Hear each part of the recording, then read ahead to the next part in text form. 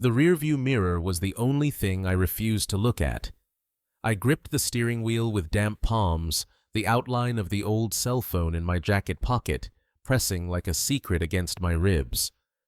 The sun outside was bright, too bright, as if mocking the darkness I carried out of that warehouse. Just 2 hours ago, I had been told I was free, that I could go. But the way he said it, with that cold surgical tone, made it clear freedom was conditional, fragile, breakable, like silence. If a single word comes out of your mouth, your whole family will pay. That was the last thing I heard before the door creaked shut behind me. And yet even now, even with the weight of the envelope full of cash and the trembling sense of escape, I couldn't forget the table, the one where it all began. A long wooden plank under a hanging lamp where I first saw the map. Not a tourist map, not a GPS, but La Ruta de Oro, the golden artery of the CJNG. A living, breathing organism stretched across the country in 3 colors: green, yellow, red. Green meant safe, yellow meant bribes, red meant death. Back then I thought I was just managing accounts, checking numbers. But every figure I logged, every report I filed, fed that map, fueling a machine that moved more than just drugs. It moved people, fates, lives. And now it was letting me go. But only barely. The first time I heard his voice, I was in a safe house, double-checking totals from a cross-state delivery. The radio crackled, then fell silent, like even the static was scared. Then, a calm, firm voice came through. Measured, precise. No wasted words. El Mencho. Until that moment, he had been a myth, a whispered name, a ghost. But when he spoke, even the engineer, our calm, methodical boss, stood upright and froze like a soldier before a general. He ordered a route change. No explanation, just data. Within 24 hours, that route was swarming with Marines.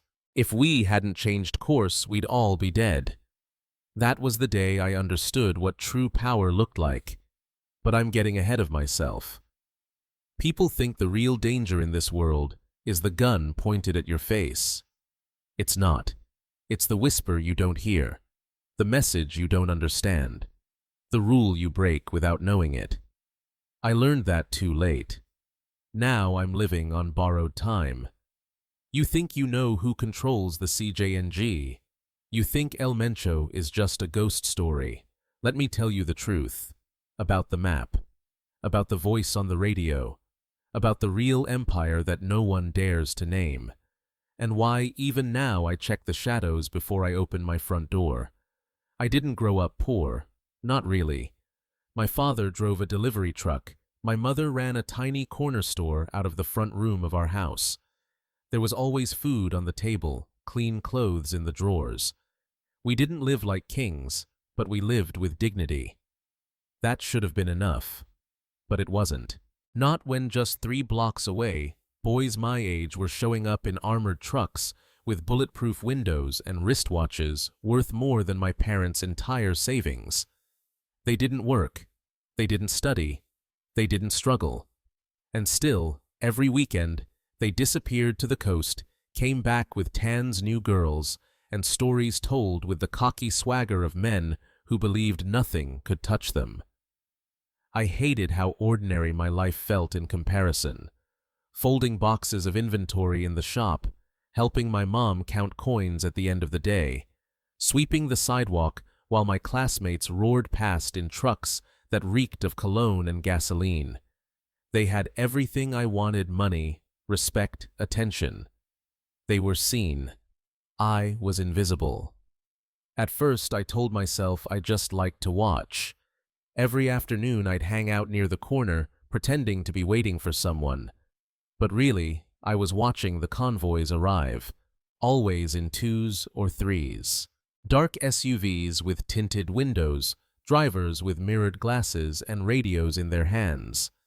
They greeted each other with slaps on the back and fistfuls of bills for the waiters. I never heard them talk business. but I saw the glances, the silent assessments when strangers walked too close. I saw the phones, the ones that changed weekly. I saw the tension beneath the charm. And I felt the pull. One night on my way home, I ran into someone I hadn't seen since middle school. His name was Diego. He used to be the skinny kid who stuttered when called on in class. Now he was wearing a gold chain thick as my thumb, driving a brand new pickup, and smiling like the world belonged to him. "¿Cómo estás, compa?" he asked, like we'd seen each other just yesterday. We talked for maybe 5 minutes. I don't remember most of what we said, but I remember the way he shrugged when I asked what he was doing now. "Nothing you couldn't do too." That line hit me like a whisper inside my skull. I couldn't sleep that night, couldn't stop thinking about it. What did he mean? What exactly was he doing? Could I really have that life, that truck, that confidence? The next time I saw him, he smiled before I even said a word. And then, a few beers in, he dropped the real offer. There were people, he said, looking for smart guys. Not street soldiers, not gunmen. Just young men who could move things without leaving traces. Discreet, trustworthy, professional. It didn't sound dangerous, not the way he described it. There was no talk of guns or blood, just numbers, movement, information. It sounded like exactly what I'd been waiting for. He didn't say the name, but I knew who was behind it. Everyone in our neighborhood whispered the same 3 letters when the trucks rolled by CJNG. And so I said yes. They told me where to go, a small house with freshly painted walls and the smell of coffee hanging in the air like a trap. I was nervous, but not scared, not yet. An older man sat at the table, a calm voice and cold eyes that scanned me like a ledger. He asked about my experience with numbers, my ability to keep secrets. He didn't raise his voice. He didn't smile. When the questions were over, he pushed an old flip phone across the table and said one sentence I would never forget. "Silence is life, and information is gold." That was it. No contract, no ID, no ceremony. I walked out of that house with my heart pounding and my hands cold, knowing I had crossed a line I could never uncross.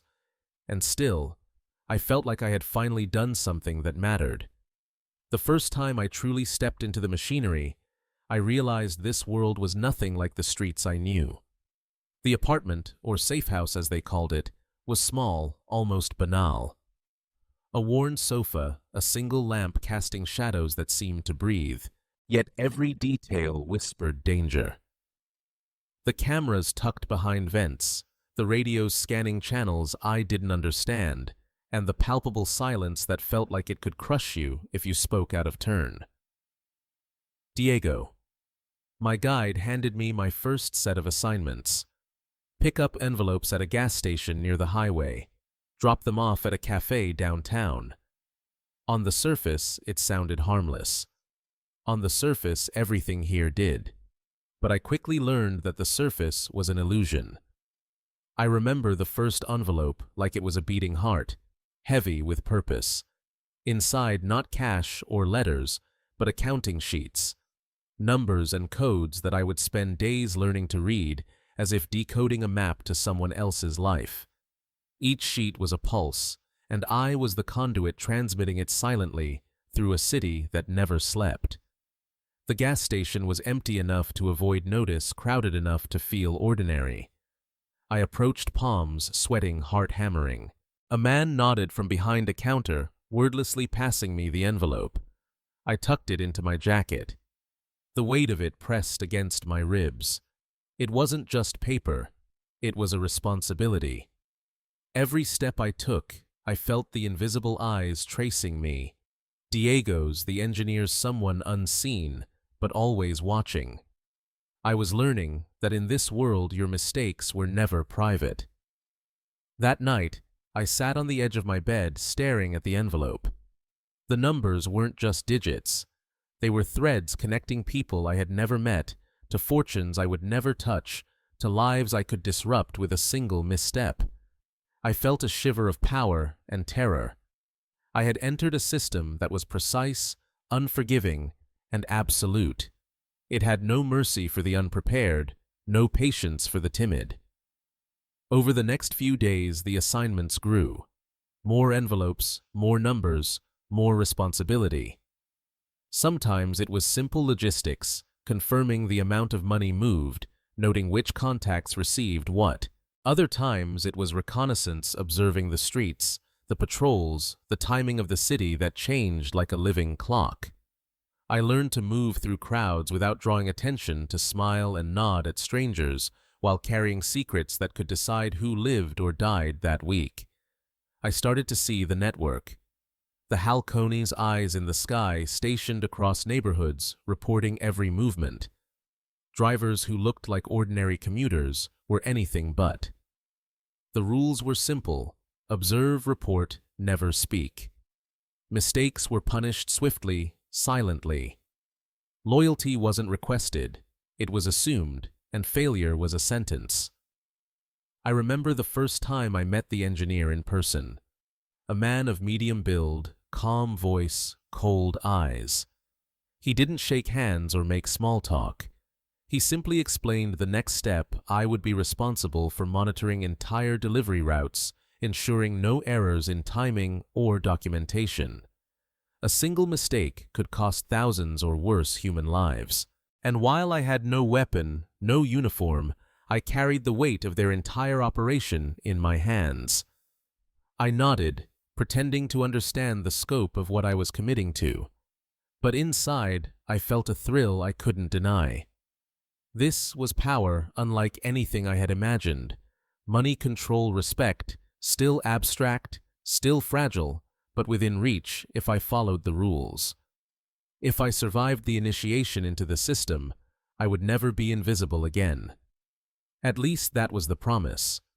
By the end of that week, I knew I was in. Not just participating, not just helping, but part of a machine that never stopped, that never slept, that never forgave. I was a link, and the system depended on me as I depended on it. I had left the ordinary world behind. There was no turning back. The warehouse smelled of oil metal and something indefinable that made the hairs on my neck stand at attention.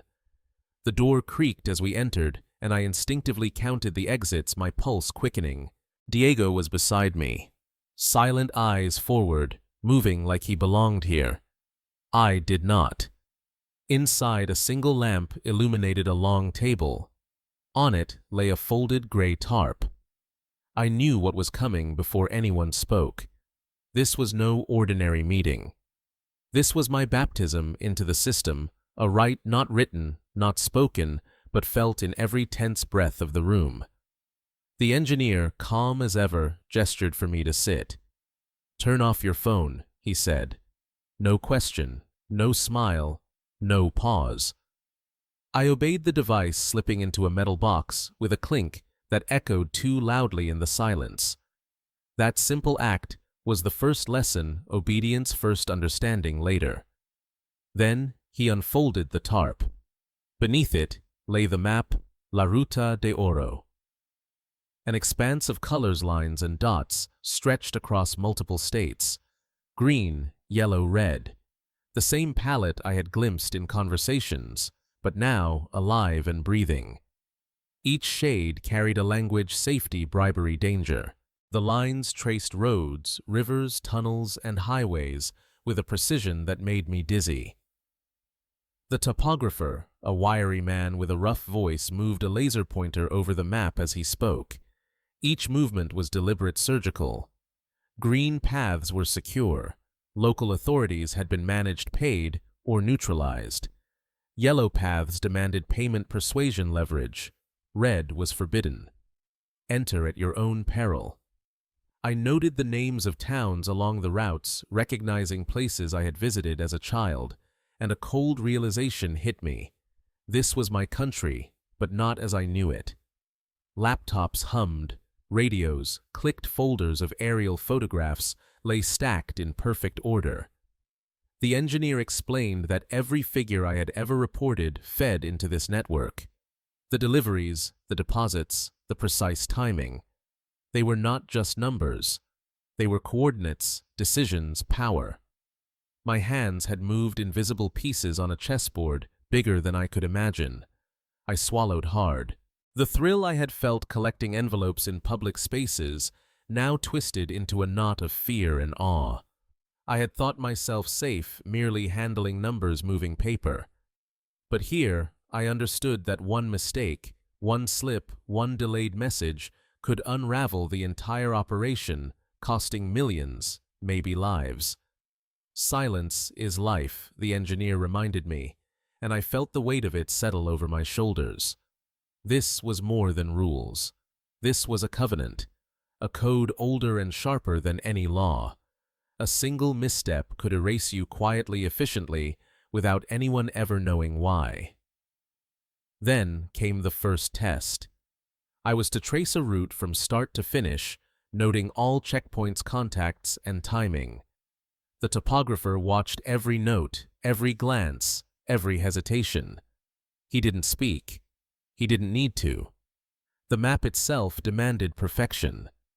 I felt sweat bead at my hairline, my hands trembling as I realized that I was no longer just a kid, fascinated by money and attention. I was a part of a machine baptized not in blood, but in the precision of secrecy. By the time I left that warehouse, night had settled over the city. My mind was a whirlwind of colors, numbers, and the silent weight of responsibility. I understood in a way I hadn't before that my life had changed irreversibly. There was no return from this baptism, no casual exit. I was in, fully, and the Ruta de Oro would never let me go. The first convoy felt like walking into a dream that was also a nightmare. We moved under the moon, vehicles lined up like pieces on a board. A food trailer in front, a maintenance truck behind, and a plain sedan leading the way. The envelopes I had delivered countless times now carried weight beyond counting. Coordinates, payments, confirmations, all flowing through my hands into this silent artery of power. Every intersection was a test. Every glance from a passing car, a flicker of headlights made my pulse spike. Yet on the surface, the world went on. Families drove home from dinners. Children played near streetlights, oblivious to the currents flowing around them. That normalcy was the most frightening part. We were invisible, yet we moved empires with every mile. The halcones, perched at invisible posts along the route, communicated with radios that clicked in cryptic codes. Águila en posición. Ruta limpia. Nube confirma. Those words repeated with machine-like precision were the keys that unlocked our passage. I began to understand that the envelopes I carried were not just numbers, they were decisions, possibilities, consequences. At the first checkpoint, a municipal officer waved us through. Papers, barely glanced at smiles exchanged like old acquaintances. It took all my strength not to twitch, not to let fear betray me. I could feel the tension in Diego's jaw, see it reflected in the engineer's stoic face through the rearview mirror. One wrong move, one delayed signal, and the entire caravan could have been stopped, or worse. By the third hour, the rhythm of the convoy became almost hypnotic. My fear transformed into a strange clarity. I saw patterns I hadn't noticed before, timing between vehicles, the spacing of the halcones, the precise intervals of check-ins. I began to move as if guided by the system itself. My hands, my eyes, my mind, they were all instruments tuned to the same frequency of secrecy and risk. And then we reached the overlook, a hill where the city lights sprawled below like a sea of gold. Diego pulled over and lit a cigarette smoke curling upward. "This is only the beginning," he said, exhaling slowly. "Do it right, and in less than a year you'll have whatever you want." Trucks, trips, respect. The temptation was intoxicating. I could see it all laid out in my mind like a map I wanted to conquer. But the thrill was inseparable from the dread. I thought of my mother waiting at home, unaware that I was no longer a boy delivering groceries. Every envelope, every mile, was a silent betrayal, a step further into a world I could never leave unscathed. I realized then that money came cheap, but the price, the invisible cost, was measured in fear, vigilance, and the constant awareness that one misstep could erase everything. Returning home that night, I sat in my small bedroom. The envelopes now empty on my desk.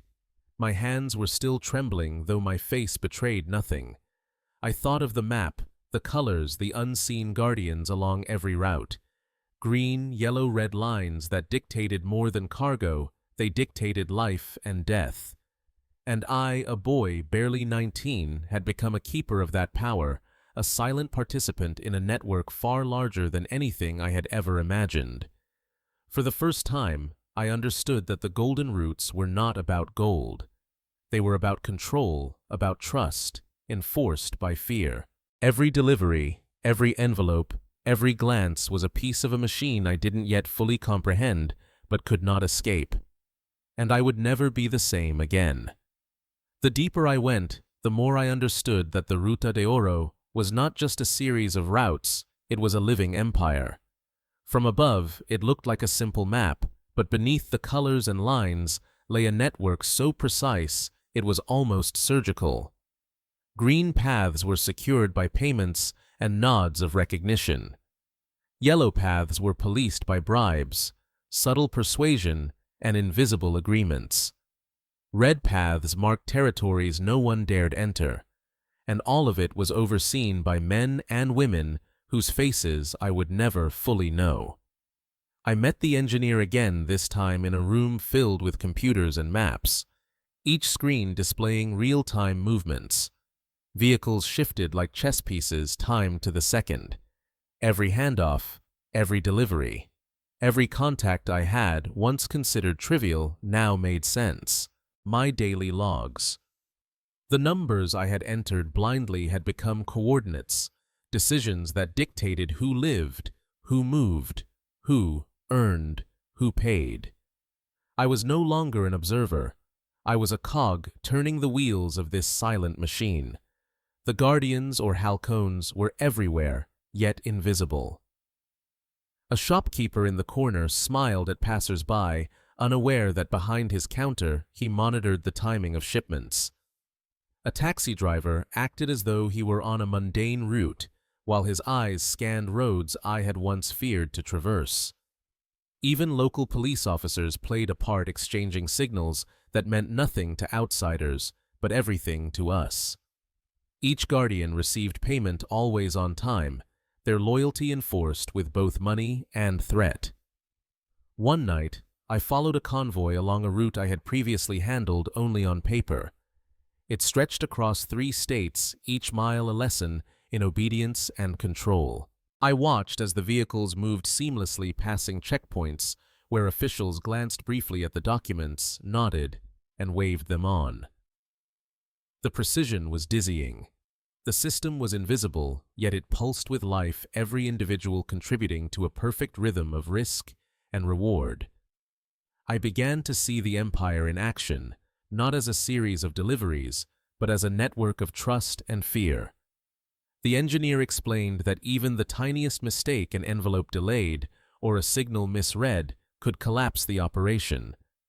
And if it did, someone would pay. Someone always did. I realized that I was not handling mere logistics. I was managing potential chaos, playing with lives I would never meet yet, whose fates were tied to my decisions. And then there was Mencho. Not the man himself, not yet. Just the knowledge that all of this, every color, every path, every guardian, ultimately answered to him. His presence was everywhere and nowhere. One call, one command could redirect a convoy, save or condemn millions. The voice on the radio was calm, detached, precise. He did not raise his voice. He did not threaten with guns. And yet, The weight of his authority was absolute. In those weeks, I learned the terrifying truth: power was not always visible. It was not measured in weapons or numbers of men. It was calculated in information, obedience, and the silent fear that kept a network moving without ever faltering. I had entered a world where control was total and omnipresent, and my role, small as it seemed, was essential. I was part of an empire that operated in plain sight, yet remained invisible to the world outside. By the time I lay in bed each night staring at the ceiling, I could trace the roots in my mind: the green, the yellow, the red. I understood that my life had changed irrevocably. I was no longer a boy chasing wealth or attention. I was a guardian of information, a silent operator in a machine so vast it made me feel both insignificant and indispensable. The empire was invisible, but its gravity pulled me in, and I could not escape. It was late, the kind of night when even the city seems to hold its breath. I sat in the safe house reviewing spreadsheets and logs I had recorded over the week. Numbers, routes, times, my life had been reduced to columns of data that carried more weight than any gun I could hold. The silence was thick, almost tangible. Then the radio crackled. At first, I thought it was just another status update from a halcon, but the tone was different, heavier, precise. Every head in the room stiffened. Even the engineer, usually a pillar of calm, froze mid-gesture. And then a voice. Measured, deliberate, commanding, yet devoid of emotion. Mencho. I had heard of him before, of course. A whispered name in the neighborhood. A legend. A ghost. But the sound of his voice was different. It didn't shout. It didn't threaten with volume or bravado. Its authority was inherent, unquestionable. One phrase, one instruction, and the map, the routes, the entire network shifted as if it had a mind of its own. Change the route for Sector 5, he said. No explanation, no discussion. Within moments, the engineer was updating coordinates, recalculating timing, alerting the halcones. A convoy that had been en route was now rerouted along an alternative path. I followed every change with a mix of awe and fear. The original path, I later learned, would have intersected with a federal patrol. Lives and millions were saved by a voice over a radio. Days later, another message came. Just a single line of text: Cambio de clima. Adelantenle salida. I did not understand why. We acted. Vehicles moved, times adjusted. The following day, torrential rain had washed out the original route. The warning had prevented a disaster. And again I realized Mencho didn't just control people, he controlled information. Timing, even circumstance. Nature itself seemed to bend to his will. The more I worked under his command, the more I saw the subtle mechanisms of fear and loyalty. It was not the visible men, the weapons, or the armed convoys that maintained order. It was this unseen control. Radio instructions, encrypted messages, minor adjustments, such one, carrying consequences far beyond comprehension. One misstep, and the result could be catastrophic. I began to recognize the weight of every call, every phrase repeated by subordinates like a law. Mencho's presence permeated the operation without ever showing himself. It was a constant, invisible pressure. Every decision, every move we made existed in relation to his unseen gaze, and the power it carried was intoxicating, terrifying, absolute. Even within the organization, whispers of his reach created a hierarchy of fear. No one dared question the orders. Even the most confident operator, the ones who handled multi-million peso shipments, adhered to his commands without hesitation. I understood then that his legend was real, not because of brutality alone, but because of precision, foresight, and the quiet certainty that every instruction was law. By the end of that week, I sat back, hands clammy, heart racing, and traced the routes in my mind. I could almost hear the hum of radios, the whispered codes, the shifting patterns across towns and highways. Mencho's voice had turned the entire operation into a living organism, invisible yet omnipresent.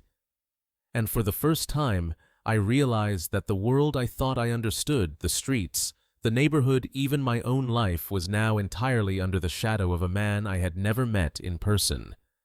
I had learned to move with precision, to follow orders without hesitation, to trust the silent rhythm of the network. I thought I understood the rules, that if I stayed quiet, reported every number, every location, I would remain invisible. I was wrong. It happened on a humid night, the air thick with the scent of rain yet to fall.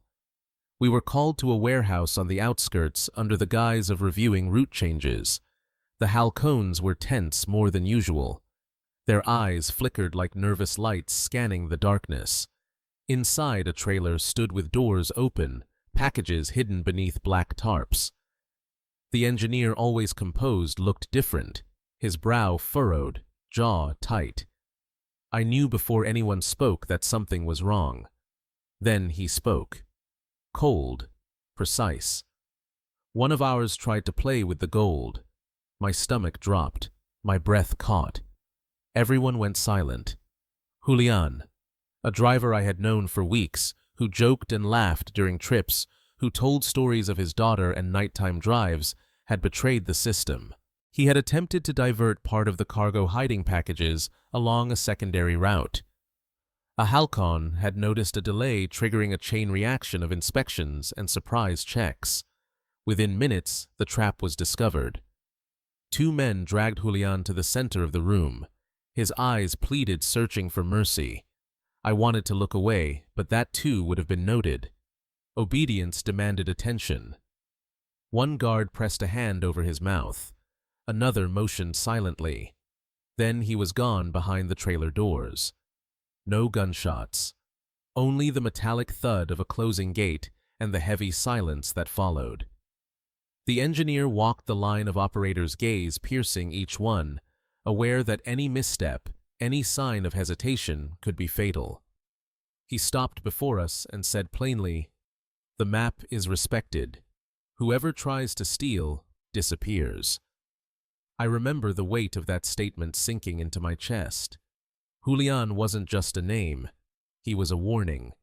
Loyalty was a mirage. One moment he was a colleague. The next, he was nothing. From that night on, every delivery was accompanied by a tight knot of anxiety. We knew the routes were perfect documents, flawless guardians at their posts, yet luck could vanish with a single misstep. Every stop, every handoff, every glance carried the possibility of betrayal, and the consequence was immediate and irrevocable. I learned the nuances of observation, the flicker of a light, the position of a bottle on a branch, the subtle signals of a halcon confirming that the path was clear. Each clue, each gesture was coded language, silent instructions that dictated life and death. The network's efficiency was terrifying. Yes, but the human element, the capacity for betrayal, was far more chilling. I began to notice patterns of silence among colleagues. Conversations were sparse. Eyes avoided meeting. Every operator knew they were dispensable. Julian had taught us all that. One moment you were part of the machine. The next, you could vanish, leaving only a cautionary tale for those who remained. I returned home that night with shaking hands. The engines on the nearby roads roared past, and I could almost hear the echoes of what had just occurred. I could no longer separate the job from reality. Every route I drove, every envelope I delivered, carried the shadow of betrayal, and I knew with a certainty that chilled me to the bone that it could be me next. The night was meant to be routine, but in this world routine was an illusion. We left the safe house in a reduced convoy, a food trailer, a maintenance truck, and a surveillance car. The routes were green, the logs double-checked the halcones, alert but calm. Everything seemed aligned. Yet within an hour, the radio crackled with a code I had never heard before. Retén sorpresa avance bloqueado. Time froze. Every operator tensed, eyes darting. The maintenance truck braked gently, the trailer followed in sync.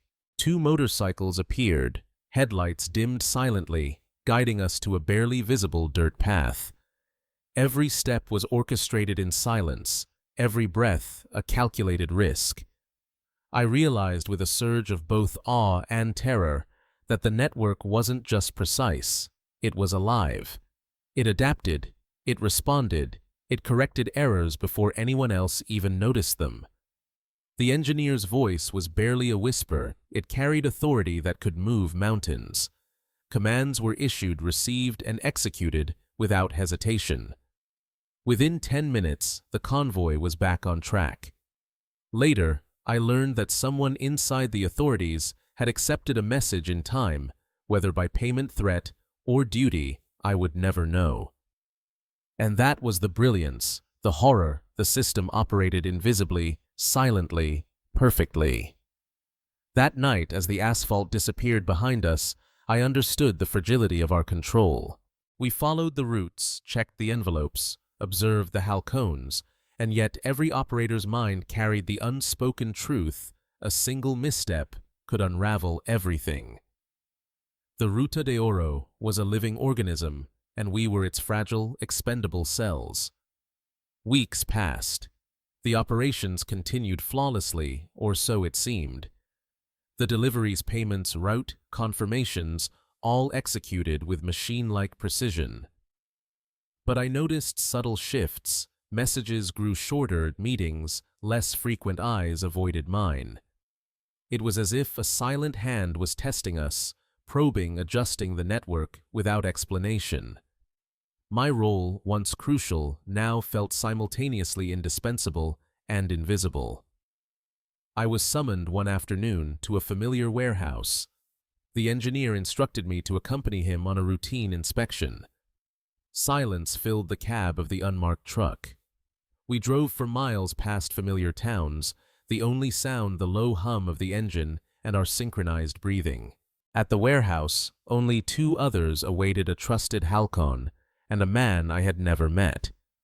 On a plastic table rested a closed folder. The engineer opened it slowly, scanning the pages, then looked at me with an expression I could not decipher. "Things are changing," he said in a neutral tone. "The organization is testing new methods to move money faster, safer.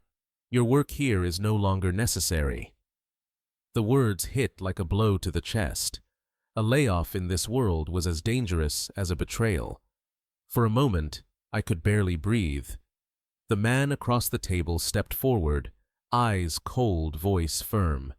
"This is a favor. You may leave.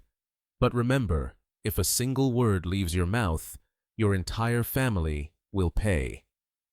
The engineer handed me an envelope, cash inside, and the old phone. "So you lack nothing in the coming days," he added, his tone bureaucratic, yet his eyes screamed truth.